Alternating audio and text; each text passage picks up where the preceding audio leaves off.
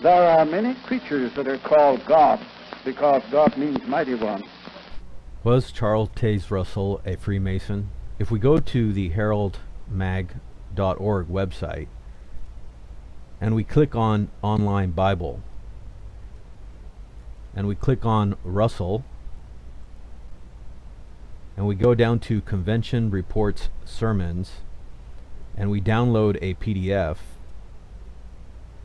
there we come up with this document that documents that Charles Taze Russel said, "I am a Freemason.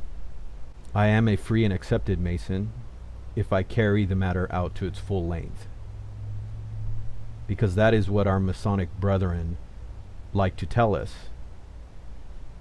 Now this document proves that Charles Taze Russel was a Freemason.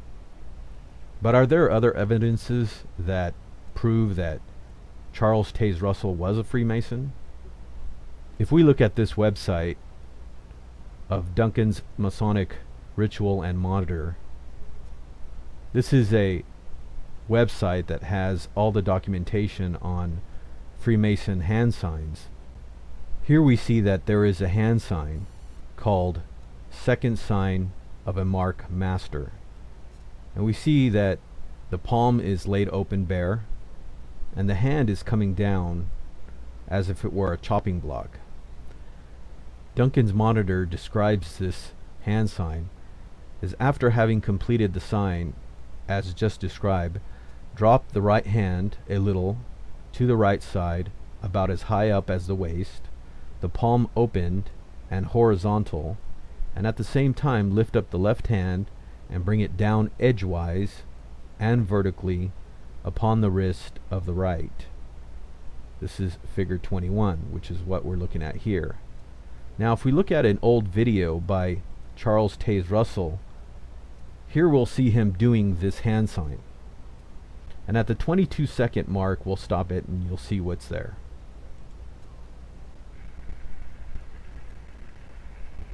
The remainder of Part Third is deeply interesting. The teaching, death, and resurrection of Jesus. Truly never man spake like this man. So there you saw it. He's doing the Freemasonic hand sign, but he's using the left hand instead of the right hand. Now we could say that this is the internal lodge hand sign, and this would be what they do when they're outside of the lodge. There's an inner order and an outer order things of doing things with the Masons. So let's look at that again. Never man. So you can see him chopping down right where the wrist is, as you see over here. Spake like this man. And he actually pauses his finger, or his chopping hand, right there, right on the wrist. You can see it there. And that's really where you want to actually do it in order for it to be legitimate. So here he's giving the actual Freemasonic hand sign. Now there's another one down here towards the end. Show it to your friends. Tell them what it means. Invite them to see this drama. Here you see him doing another hand sign that's very similar to another Freemasonic sign of the fellow craft hand sign that's done by Masons when they put their hand across their belly and they kind of twist their hand down. But now we want to describe what is this that Jehovah's Witnesses believe in, and what is it that Russell was trying to accomplish. Well, if you understand, there's an old Christian heresy called Arianism, and here it says that modern Christian groups that may be seen as espousing some of the principles of Arianism include Unitarians, Oneness Pentecostals, the Church of Jesus Christ of Latter-day Saints, Jehovah's Witnesses, Iglesia Ni Cristo, and Brahmanism. And the reason why these cults here are Arian is because Arianism was discussed at the First Council of Nicaea, and it was banished from the church at that time because it demoted Jesus Christ into a created being. What the Freemasons like to do is they like to demote Jesus Christ, because the pure doctrine of Masonry is believing in a plethora of gods in Gnostic cosmology. And so in order to promote this ancient revival of the mystery religions, as they call it, they have to bring the deity of Jesus down into a form of Arianism. Again, Arianism is the cult doctrine that says Jesus Christ was a created being, and so therefore that means that he is not eternal God. And since he's not eternal God, he can be a created savior. And that's how the Gnostic Masons think about themselves. They are, quote, little gods that are saving the world through their work that they're doing. And so the secret doctrine is that they think themselves initiates as little gods, and that's why they want to bring Jesus Christ down into this demiurgic Arian heresy. Now, is there any connection to the later movements of Jehovah's Witnesses? Well, Rutherford, who we could see in this picture right here, who's sitting with Charles Taze Russel. Here's Rutherford sitting in front of Russell. Rutherford later developed a book called The Finished Mystery. He actually edited that book, and it was actually compiled by Clayton Woodruff and George H. Fisher, and edited by Russell's successor, Joseph Franklin Rutherford. And this book was classically where we see this picture here, where, as it is very documented even on the tomb of Charles Taze Russel, that the cross and crown Masonic symbol is what they promote. The original document is actually here, and it comes from this book, again called Finished Mystery, and you can see it right here at the very beginning. And this is the book that was compiled and later edited by Rutherford, who was one of the heads. As it says here, Rutherford had become one of the 7 directors of the Watchtower Society when Russell died in October 31st of 1916. He joined Vice President Alfred First Ritchie and Secretary Treasurer William E. Van Ambra. And so we could see that this document here was later promoted by those in the Watchtower Society. And so this gives a direct link to the doctrine that Russell invented and later Rutherford compiled. It says here that Rutherford purchased the first 3 volumes of Charles Taze Russel's Millennial Dawn series of Bible study textbooks from 2 colporteurs who visited his office, who then viewed all religions as insincere, shallow, and hypocritical. So they went and promoted this Gnostic doctrine within the Jehovah's Witnesses of demoting Jesus Christ into the Arian heresy. Now, when we think about the Jehovah's Witnesses, we think, why would Freemasons start this religion?